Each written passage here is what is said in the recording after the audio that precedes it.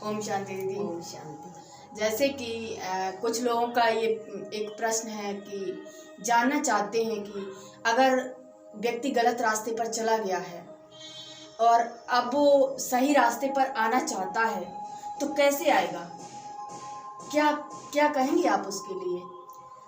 देखिए, कोई भी व्यक्ति गलत रास्ते पर जब जाता है जी तो सहज ही नहीं चला जाता है।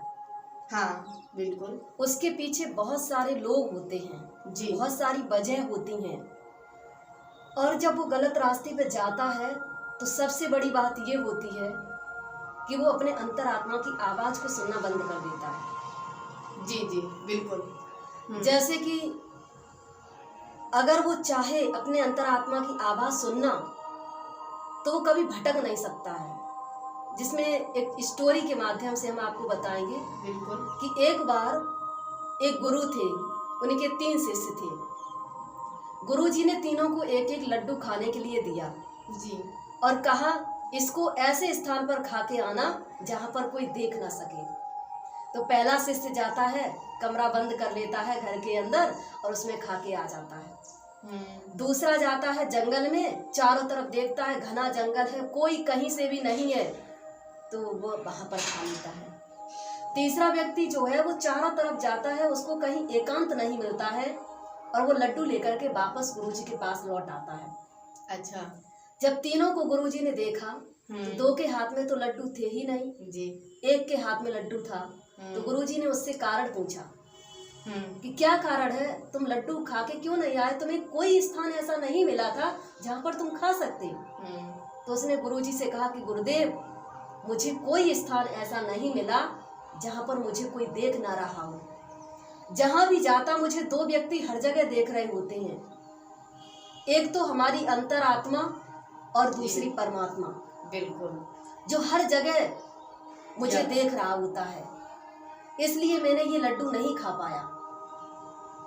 तो गुरुजी ने शिष्यों को समझाया कि सही मायने में हम कभी भी अकेले नहीं रहते हैं। हमारे साथ हमारी आत्मा और हमारे साथ हमारा परमात्मा हर समय हर जगह मुझे देख रहा होता है, उसकी नजर मेरे ऊपर होती है। जी जी। इसीलिए कहते हैं कि जिसने भी अपनी अंतरात्मा की आवाज सुनी उसका विवेक जागृत हुआ, उसको सत्य ज्ञान प्राप्त हुआ, और जिसने अपने अंतरात्मा की आवाज को नहीं सुना वो रास्ते से भटक गया। सत्य की रास्ते पर चलने के लिए हमेशा मुझे अपने अंतरात्मा की आवाज सुनना बहुत जरूरी है। जी। संग दोष में आकर के कभी कभी संग दोष में क्या होता है, हम गलत कर्म क्यों करते हैं। लोग कहते हैं कि बुद्धि एक अच्छे इंसान के पास भी होती है, बुद्धि एक चोर के पास भी होती है, फिर चोर चोरी करना क्यों सीख जाता है। उसके पीछे कारण है, उसके पीछे कारण ये है कि हमारी आत्मा के पास 2 शक्तियां हैं, मन और बुद्धि। मन सोचने का काम करता है, बुद्धि निर्णय करने का काम करती है। जी। मन में बहुत सारे प्रश्न आते हैं। जब चोर पहली बार चोरी करने जाता है तो उसकी अंतर आत्मा जो बुद्धि है वो उसको आवाज देती है, कहती है गलत काम है, लेकिन मन हावी हो जाता है। तो मन क्या कहता है, अरे कोई नहीं देख रहा, एक बार ही तो करना है। हमने एक बार बुद्धि को दबा दिया, मन की बात मान ली और मन के अनुसार हमने चोरी कर ली। जी। दूसरी बार फिर मन होता है, आदत पड़ गई उसको, एक बार किया किसी ने देखा नहीं, दूसरी बार फिर वो वही काम करता है।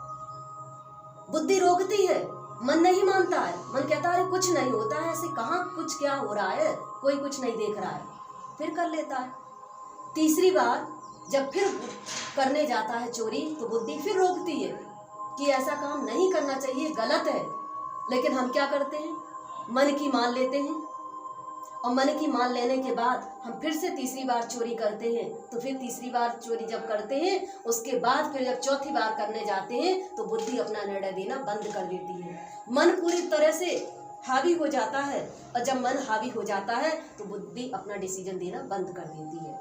इसीलिए वो चोर चोरी करना सीख जाता है, उसकी अंतरात्मा जो है वो कमजोर हो जाती है, वो दब जाती है, मन हावी हो जाता है और जैसे ही मन हावी होता है वैसे ही वो आगे बढ़ने लगता है उस गलत रास्ते पर। और फिर मन इतना ज़्यादा हावी हो जाता है कि वो जो गलत रास्ते पे एक बार गया, 2 बार गया, 3 बार गया, मुझे लगता है हैबिट पड़ जाती है, फिर उसको वो गलत नहीं लगता है, फिर वो सही लगता है। जी जी बिल्कुल। ऐसे नहीं, कभी कभी दोस्त होते हैं, अरे थोड़ा सा शराब ले लो, थोड़ा सा कौन देख रहा, सिगरेट थोड़ी सी ले लो, और थोड़ी सी में 1 बार पिलाएंगे, 2 बार पिलाएंगे, कसम देंगे, और तीसरी बार पिलाने के बाद फिर उसकी हैबिट पड़ जाती है, वो खुद मांगने लगता है।